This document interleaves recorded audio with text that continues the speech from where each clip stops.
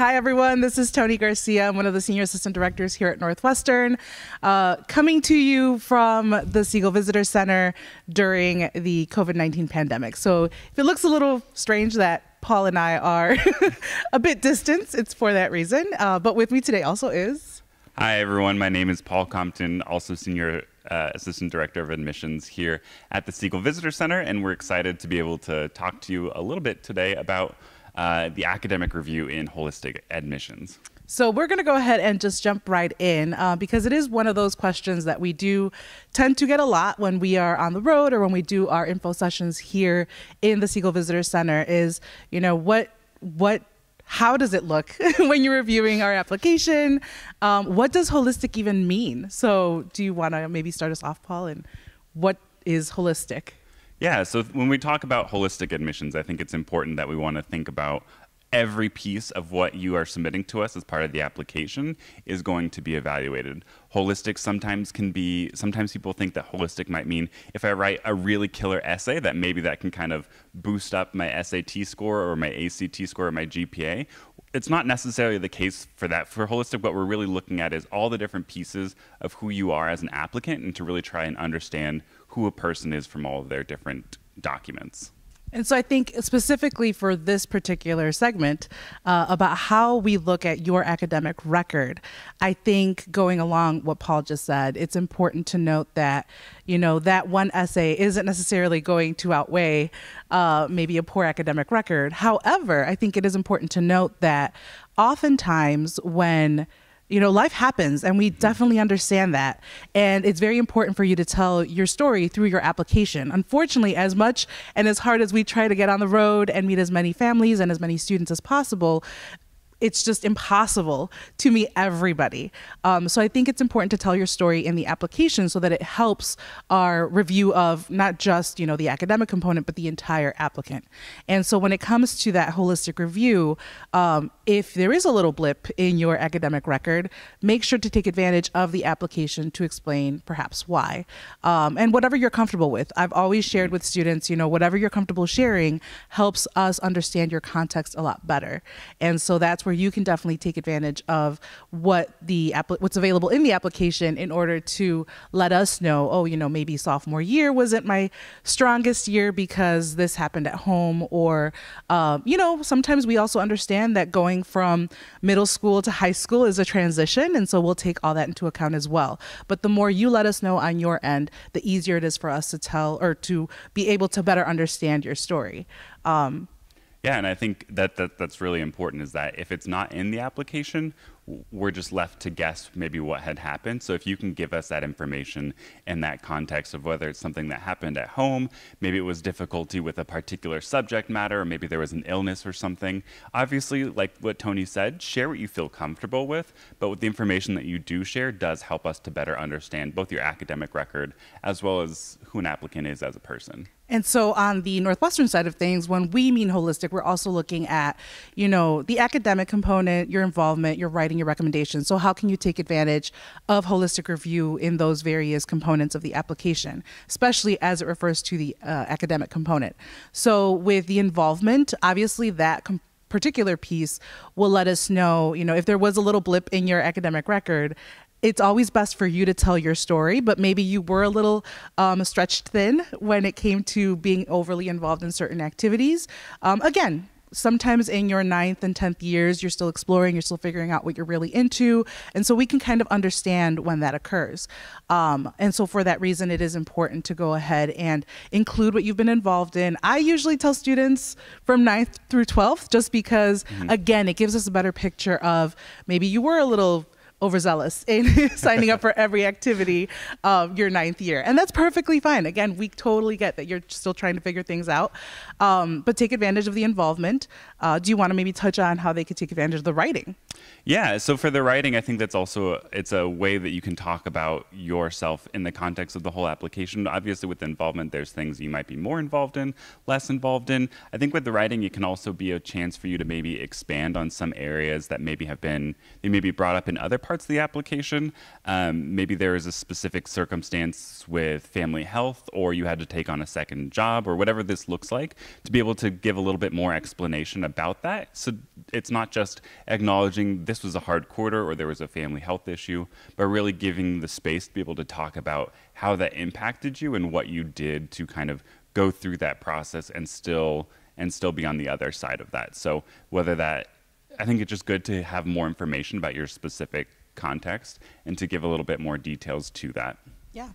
And so the recommendations. So I actually really do enjoy talking about the recommendations, just because it's important to really make sure that if your high school is one of those high schools that allows you to choose, because I actually did have a high school that assigned, which again, everything in context. If your high school is one of those high schools, don't be scared that we won't totally understand that particular situation. For that reason, we actually do read by region so that we become familiar with your various high schools and your counselors and just certain policies that maybe your specific high school might have in place that lets us know this is kind of what I'm getting from this particular high school. But touching on the recommendations themselves, again, it's very important for you to select those teachers that you know you well, are excited to write a recommendation on your behalf. And yes, also take into consideration the colleges that you're applying to.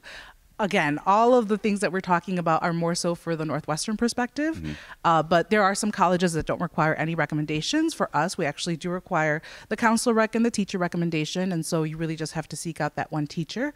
But if you want to get various layers of context, again, it's very important for you to go ahead and seek out maybe a math teacher and an English teacher, or look at what colleges you're applying to. Maybe some prefer those that are in your intended area of study. But when it comes to the recommendations themselves, they can also add that additional layer for us to view your academics in a light that better guides our decision making.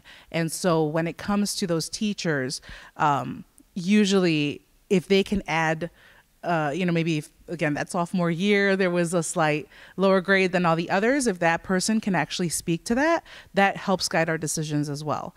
So definitely take advantage of the recommendations, the recommenders.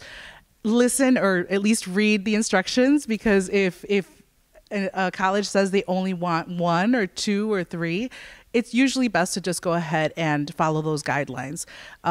Even though we don't have a limit, as of right now at least, it's still important to be considerate of the time of the people that you're asking to write the recommendations on your behalf as well. Because if keep them thrilled about writing that recommendation for you, because then it'll be exciting for us when we read them. Yeah, and I think Tony mentioned this as well, that they can speak to maybe some academic, if there was an academic change or something. But don't be scared to ask a teacher for a recommendation, even if that grade that you got in that class wasn't necessarily the grade that you think of as the highest grade possible. Some of the best recommendation letters that I've read have been from teachers where they were able to talk through a student, like the academic progress they showed over a semester or a quarter, where maybe you got a B or even like a low B in the class, and you're not super proud of that, but what your work did in that class and kind of your progress in that class can really tell a lot about who you are as a student and how you approach those challenges. So don't be afraid to ask a teacher that maybe you got a lower grade and if they can talk about your progress. Also, don't worry about getting the most popular teacher at your high school. Tony and I are not going to know who the most popular teacher is, and that teacher may already have a bunch of recommendation letter requests already. So think about people that know you well. Make sure you give them enough time. And also, if you want to give them a reminder of like, hey, I loved your class. This is the grade that I got in your class. This is my final project. Remember how good that essay was? You can give all that information to them. And like Tony said, that'll help make them more thrilled to talk about you. And so just kind of looking at the overview of holistic review. And I think one thing that I know during my info sessions is going back to the whole why we read by region. I think sometimes one of the questions I've gotten from students when I visit, or, just kind of over the phone or emails is, my high school doesn't have, 30 different APs, or we don't have the IB program, or, they eliminated what you would consider traditional honors and AP classes. So is that going to count against me in the review? And I think it's important to realize that, again, for that reason, we read by region to become familiar with your schools. And we don't penalize you for the things that are or aren't offered in your high schools. I think that again, it goes with all the context and becoming familiar with your various areas that, I have several schools actually that have their own version of accelerated, rigorous courses. Overall, we want to see how you're challenging yourself, what you're doing with what is available to you. I know sometimes students will say, well, my high school doesn't offer this, but is it okay if I take dual degree credits at my local community college, et cetera? And so again, we will always look at what your high school has to offer. Your high schools usually do offer high school profiles that will give us some overview. And usually, again, we will become comfortable with our counselors that if we do have questions, we will pick up the phone or send an email to find out what's available, what's not, et cetera. And you can always feel free to let the recommenders know if there's like a course title that maybe doesn't translate as well to like AP Biology. A lot of people understand that's a very rigorous course. There may be a specific course at your high school that has a course name that we might not know is the most rigorous. Feel free to have your recommenders tell us this is like the top history class, or this is one of the top science classes, and this is a little bit of what goes into that, because that can just help us understand a little bit more about that as well. I think it's also important to know, especially since we're 6 feet apart right now, it's in the middle of the pandemic, that each school is not only going to have different course offerings, but also the response to grading during the pandemic is going to be on a school by school basis. So we've gotten a lot of questions, at least I have, and I know you have too, just about what that grading policy will look like. Some schools are doing complete or incomplete. Some schools are doing pass or no pass. So there's so many different rubrics that schools are using, and the same care that we take to understand the courses and the activities that are at each of the schools, we're going to also take that same amount of care to understand the grading scales regardless, but specifically during the pandemic, that's going to be something that's really important as we're going through that review process to understand, okay, this is on this scale, this is on this scale, and trying to understand what does that mean for your academic progress at your school. Yeah, and I'm so glad that Paul brought up how we're going to grade, especially for all my rising seniors out there right now. I know that is a very big point of just anxiety, and some of you are nervous about that. But be aware that for those schools like ours that do holistic review, we're going to be making sure that we account for all the various forms of grading that your high school did, even if it wasn't a hybrid situation where, maybe some of your classmates opted to do traditional grading and you, for whatever reason, again, now more than ever will be important for you to take advantage of that application and write your story and include, maybe it was just for your own sense of well-being. You have a lot going on at home.